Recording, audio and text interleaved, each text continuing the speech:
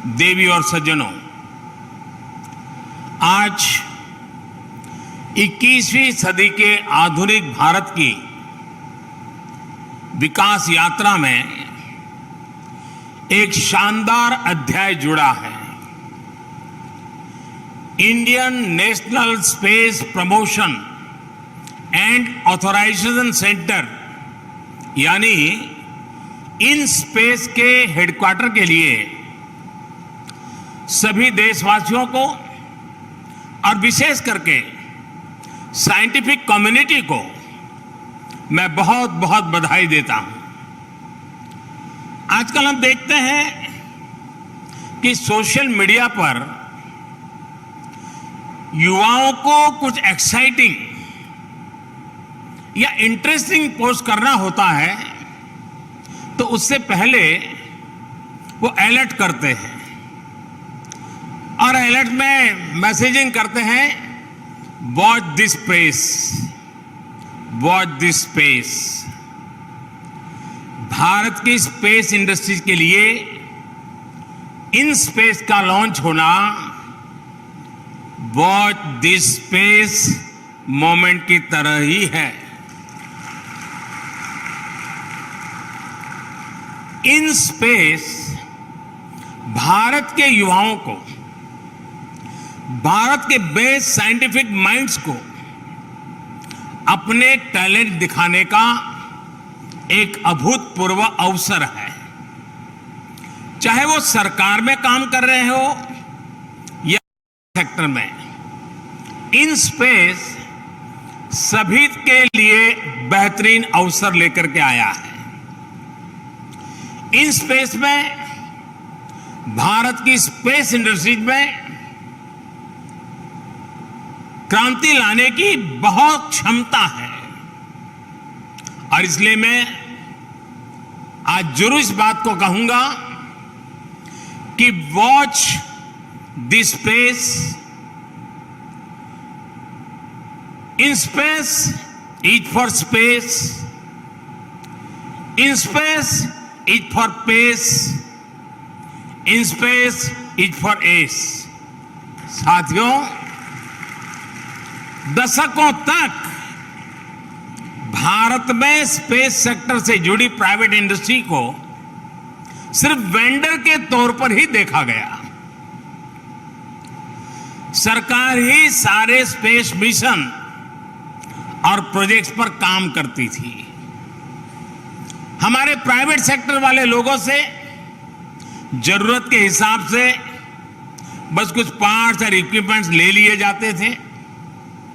Private sector को सिर्फ vendor बना देने की वजह से उसके सामने आगे बढ़ने के रास्ते हमेशा अवरुद्ध रहे।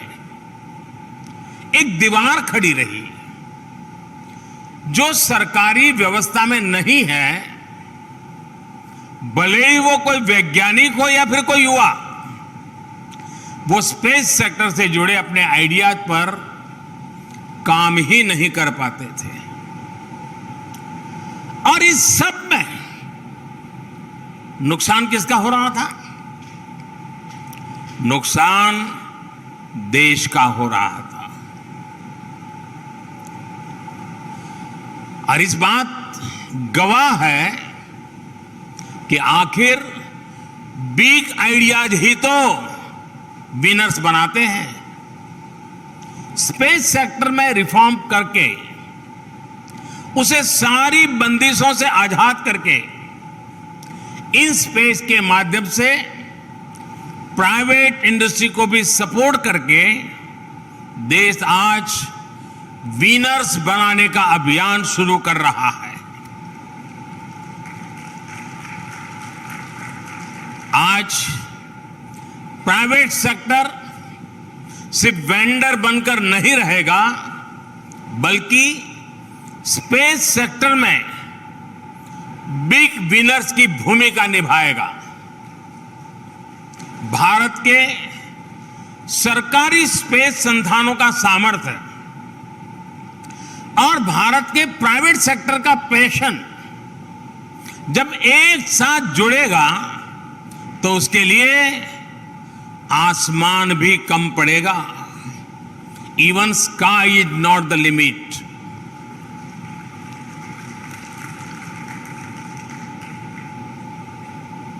जैसे भारत के आईटी सेक्टर का सामर्थ्य आज दुनिया देख रही है, वैसे ही आने वाले दिनों में भारत के स्पेस सेक्टर की ताकत नई ऊंचाई पर होगी।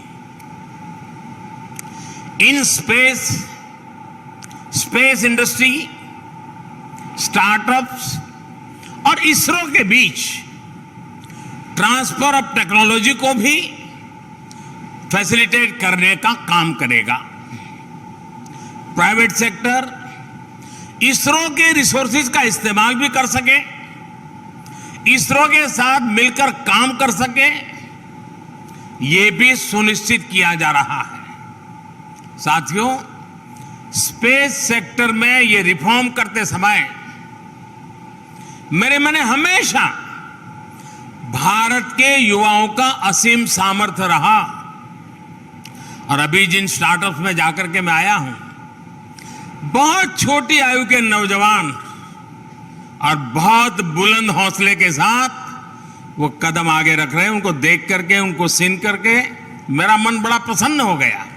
मैं इन सभी नौजवानों को बधाई देता हूं।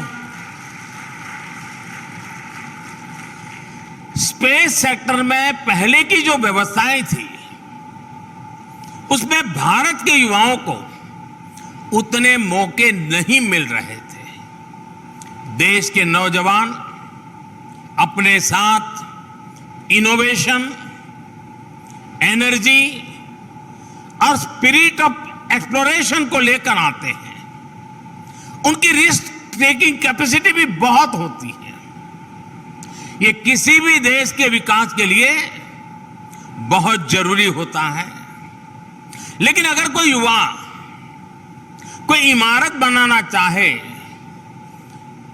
तो क्या हम उसे कह सकते हैं कि सिर्फ पीडब्ल्यूडी से बनवाओ? अगर कोई युवा कुछ इनोवेट करना चाहता है तो क्या उसे हम बोल सकते हैं कि ये काम सिर्फ गवर्नमेंट फैसिलिटी से ही होगा? ये सुनने में ही अजीब लगता है, लेकिन हमारे देश में अलग अलग सेक्टर्स में यही हालत थी। ये देश का दुर्भाग्य रहा कि समय के साथ रेगुलेशन और रिस्ट्रिक्शन, इसके बीच में जो अंतर होता है उसे भुला दिया गया। आज जब भारत का युवा राष्ट्र निर्माण में ज्यादा से ज्यादा भागीदार बनना चाहता है, तो हम उसके सामने ये शर्त नहीं रख सकते कि जो करना है सरकारी रास्ते से ही करो। ऐसी शर्त का जमाना चला गया।